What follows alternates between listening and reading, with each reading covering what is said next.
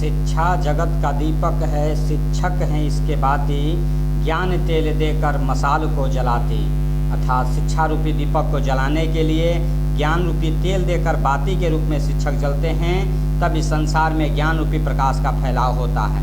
कुछ यही बातें हमारे शिक्षकों ने हमें सिखाया था और आज मैं उसी परंपरा को आगे बढ़ा रहा हूँ। तो आप सभी गुरुजनों का, जिन्होंने मुझे शुरुआती चरणों से सिखाया, कुछ बताया, मैं उन सबको नमन करता हूं, अपने सभी गुरुजनों को नमन करता हूं आज इस शिक्षक दिवस के पूर्ण पावन अवसर पर। और आप अपने सभी प्रिय छात्रों को, आप सभी लोगों को बहुत बहुत बधाई देता हूं, बहुत बहुत प्यार देता हूं, आशीर्वाद देता हूं कि आप लोग ईमानदारी पूर्वक अपने कर्तव्यों को हमेशा निभाते रहें। तो सभी गुरुजनों को हैप्पी टीचर्स डे मेरी तरफ से, बन्ना जीएस क्लासेज के तरफ से।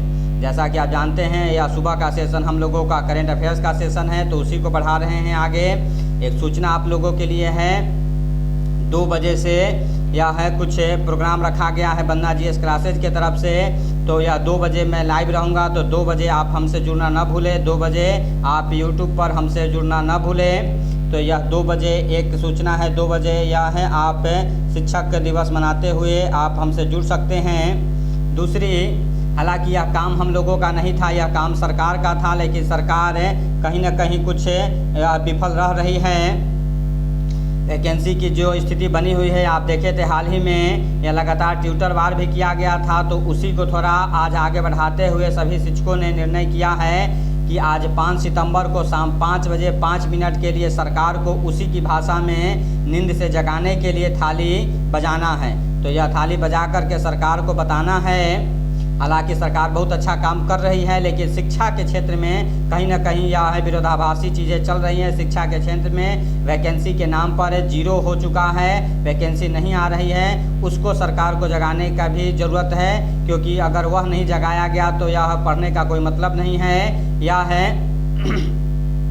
प्रतियोगिता परीक्षा की तैयारी कर रहे बच्चों के लिए यह ज़्यादा ज़रूरी है। तो आप लोग हमारे साथ शाम 5 बजे भी जुड़ सकते हैं। यह है सरकार को जगाने का काम किया जाएगा। तो यह दोनों कार्यक्रम आज है यूट्यूब के माध्यम से किए जाएंगे। और आइए आज के करेंट अफेयर सेशन की हम लोग शुरुआत करते हैं। आज के करेंट अफेयर्स जो हम लोग देखते हैं, उस करेंट अफेयर से अपने रेगुलर चीज़ों को आगे बढ़ाते हैं, क्योंकि शिक्षा का नाम निरंतर प्रगति करते रहना है, निरंतर आगे बढ़ते रहना है। तो एक बार पुनः सभी शिक्षकों को, अपने गुरुजनों को, सभी छात्रों को शिक्षक दिवस की हार्दिक बधाई देते हुए आज के करेंट अफेयर्स की शुरुआत करते हैं। और आज के करेंट अफेयर्स में पहला करेंट अफेयर्स जो है वह है बंगाल की खाड़ी में आरंभ हुआ है 11वां यह है इंदिरा नेवी नौसेना अभ्यास। यह इंदिरा नेवी नौसेना अभ्यास जो है भारत और रूस के बीच यह है द्विपक्षीय यह समुद्री अभ्यास किया जा रहा है। यह आप याद रखेंगे, यह शुरुआत किया गया है। तो यह अगर डिटेल जाने तो भारतीय नौसेना और रूसी सेना नौसेना के बीच द्विवार्षिक के रूप से यह होने वाले द्विपक्षीय समुद्री अभ्यास, जिसे नाम दिया गया है इंदिरा नेवी का 11वां संस्करण आरंभ हो गया है। यह द्विवार्षिक द्विपक्षीय यानी हर 2 सालों पर आयोजित किया जाता है और 2 पक्षों के बीच यानी कि भारत और रसिया के बीच होता है। इस समुद्री अभ्यास का आयोजन बंगाल की खाड़ी में 4 से 5 सितंबर 2020 तक किया जाएगा, यानी कल हुआ है और आज हो रहा है। तो यह इसकी शुरुआत हो गई है। समुद्री अभ्यास इंदिरा नेवी दोनों नौसेना के बीच एक दीर्घकालिक रणनीतिक संबंध का प्रतीक है। तो याद रखेंगे भारत और रूस के बीच बंगाल की खाड़ी में कौन सा युद्ध अभ्यास शुरू हुआ है, तो उसे नाम दिया गया है इंदिरा नेवी यह है युद्ध अभ्यास। तो यह याद रखेंगे जो 4 से 5 सितंबर के बीच हुआ। यह इसका 11वां संस्करण है, तो यह इसका 11वां संस्करण यह है द्विपक्षीय समुद्री अभ्यास का 11वां संस्करण है इस बार 2020 का। तो यह 11वां संस्करण है। यह क्वेश्चन भी पूछते रहता है कि 11वां संस्करण होता है, तो इसको भी ध्यान रखना है। आगे बात करें तो राज श्रीवास्तव होंगे क्रोएशिया गणराज्य में भारत के नए राजदूत। केंद्र सरकार द्वारा राजकुमार श्रीवास्तव को क्रोएशिया गणराज्य का अगले राजदूत के रूप में नियुक्त किया गया है। यह राज श्रीवास्तव जो है 1997 बैच के IAS अधिकारी रह चुके हैं और वर्तमान में टोक्यो स्थित भारतीय दूतावास में मिशन उप प्रमुख के रूप में कार्यरत थे। तो अब इन्हें क्रोएशिया देश का नया एम्बेसडर बनाया गया है, भारत की तरफ से नया राजदूत बनाया गया है। तो नाम आपको याद रखना है, राज श्रीवास्तव। आगे बात करें तो सऊदी अरब ने G20 के विदेश मंत्रियों की असाधारण बैठक की अध्यक्षता किया है। डिटेल से जाने तो सऊदी अरब ने इस बार वर्चुअली मोड में आयोजित G20 विदेश मंत्रियों की यह असाधारण बैठक की अध्यक्षता की है। कोविड-19 महामारी संकट की स्थिति में बुलाई गई इस आभासी बैठक में विदेश मंत्री एस जयशंकर ने भारत का प्रतिनिधित्व किया।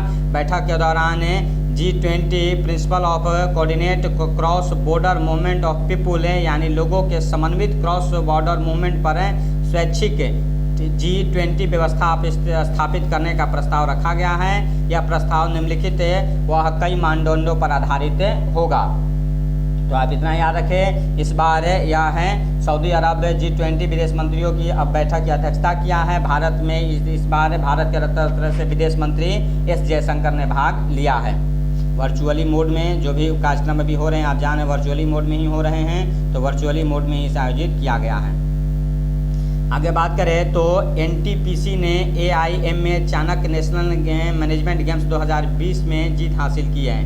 ऊर्जा मंत्रालय के तहत केंद्रीय सार्वजनिक उपक्रम NTPC लिमिटेड की टीम ने all India management association AIMA कहते हैं Chanakya business simulation game Chanakya राष्ट्रीय प्रबंध खेल 2020 को जीता है। NTPC वेल्लूर तमिलनाडु की टीम ने देश के विभिन्न हिस्सों में स्थित 112 संगठनों की टीमों के खिलाफ मुकाबला करने के पश्चात इस राष्ट्रीय चैंपियन का खिताब जीता है।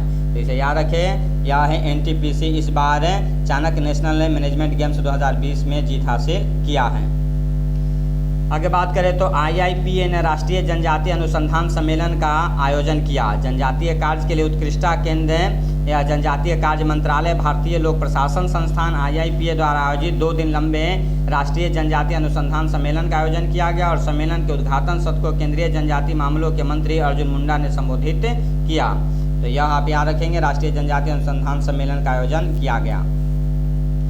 ICICI बैंक ने शुरू किया है होम उत्सव वर्चुअली प्रॉपर्टी प्रदर्शनी।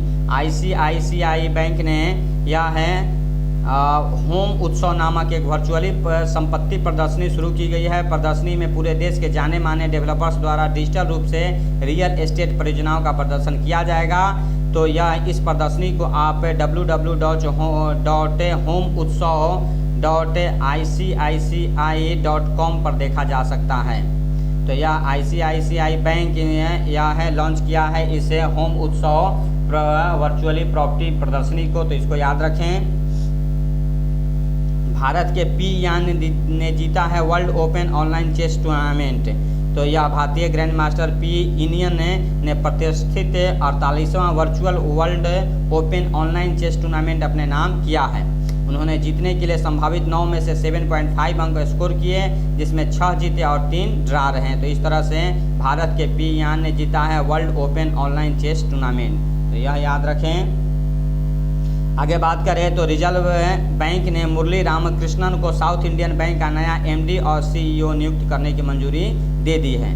भारतीय रिजर्व बैंक ने मुरली रामकृष्ण को 1 अक्टूबर 2020 से 3 साल की अवधि के लिए साउथ इंडियन बैंक का प्रबंध निदेशक और CEO नियुक्त करने की मंजूरी दी है। यानी कि अब साउथ इंडियन बैंक के नए MD और CEO कौन होंगे, तो मुरली रामकृष्ण होंगे। यह मंजूरी किसने दिया है? RBI ने दिया है। आगे बात करें तो दिसंबर में रिलीज होगी पोप फ्रांसिस की नई बुक लेट्स अस ड्रीम। तो यह लेट अस ड्रीम नाम से पोप फ्रांसिस की नई पुस्तक यह दिसंबर में रिलीज होगी, दिसंबर 2020 में रिलीज होगी। इस पुस्तक में पोप फ्रांसिस बताते हैं कि कैसे संकट किसी व्यक्ति को उसके जीवन में आने वाली समस्याओं से निपटने की कला सिखाती है। उन्होंने इस बुक में अपने जीवन से जुड़े 3 प्रमुख संकटों का हवाला देते हुए और इन सारी चीज़ों को समझाया है। तो यह आप याद रखें, हाल ही में क्वेश्चन किताबों को पूछते रहता है। तो यह नई किताब का नाम लेट्स अस ड्रीम और लिखने वाले हैं पोप फ्रांसिस, जो दिसंबर 2020 में रिलीज होने वाला है, प्रकाशित होगा। आगे बात करें तो यह है वन लाइनर कुछ क्वेश्चन के रूप में। जिस राज्य ने हाल ही में रम्मी और पोकर जैसे ऑनलाइन गेम पर प्रतिबंध लगा दिया वह आंध्र प्रदेश है। तो आंध्र प्रदेश सरकार ने रम्मी और पोकर जैसे ऑनलाइन गेम पर प्रतिबंध लगा दिया है। हाल में आप देखिए भारत सरकार भी यह है बड़े गेमों को व चाइनीज़ गेमों को बंद किया है। तो आप इसे याद रखें। भारतीय रेलवे बोर्ड ने नए CEO के रूप में नियुक्त किया है विनोद कुमार यादव को। तो रेलवे बोर्ड के नए CEO होंगे विनोद कुमार यादव, इन्हें याद रखें। उसी चीज़ को फिर दोहराया गया है। इंदिरा युद्ध अभ्यास जो है भारत और रूस के बीच बंगाल की खाड़ी में आयोजित किया जा रहा है। भारत ने जिस देश के साथ नो आर्मी सप्लाई की पॉलिसी जारी रखेगा वह है रूस। रूस जिस देश के साथ नो आर्मी सप्लाई पॉलिसी जारी रखेगा वह पाकिस्तान होगा। तो पाकिस्तान के खिलाफ जो वह विश्व के देश समझ चुके हैं आतंकवादी देश है, इन्हें किसी भी तरह के हथियार और आर्थिक मदद देना, कहीं ना कहीं आतंकवादियों को बढ़ावा देना है, उसी को लेकर के यह सरकार के द्वारा की गई है, रशियन सरकार के द्वारा की गई है। आगे बात करें तो जिस देश की सरकार ने कैलेंडर, डायरी और त्यौहार प्रिंटिंग, ग्रीटिंग कार्ड की छपाई पर प्रतिबंध लगाया है वह भारत है। सुप्रीम कोर्ट ने हाल ही में जिस शहर के 140 किलोमीटर रेल पटरियों के किनारे बसी 48,000 झुग्गी झोपड़ियों को हटाने का निर्देश दिया है वह दिल्ली है। तो दिल्ली में यह 140 किलोमीटर लंबी रेल पटरियों के किनारे लगभग 48,000 झुग्गी झोपड़ियों को हटाने का निर्देश दिया है, क्योंकि उसके कारण खतरा हमेशा बना हुआ रहता है। तो आज के करेंट अफेयर्स के अंतर्गत इतना ही। आज के इस करेंट अफेयर्स को आप ध्यान से सुन लें, पढ़ लें, समझ लें और कॉपी पर नोट कर लें, ताकि आगामी एग्जामों में आपके लिए करेंट अफेयर्स एक समस्या न रहे। तो आज के लिए करेंट अफेयर्स में इतना ही। और जाते जाते फिर से एक बार अपने सभी गुरु बिंदु को वह नमन है, प्रणाम है, और सभी छात्रों को, प्रिय छात्रों को बहुत सारा आशीर्वाद है। जीवन में प्रगति करते रहें, नए नए लक्ष्य आप बनाते रहें और उसको प्राप्त करते रहें। तो बहुत बहुत धन्यवाद। Thank you. जय हिंद।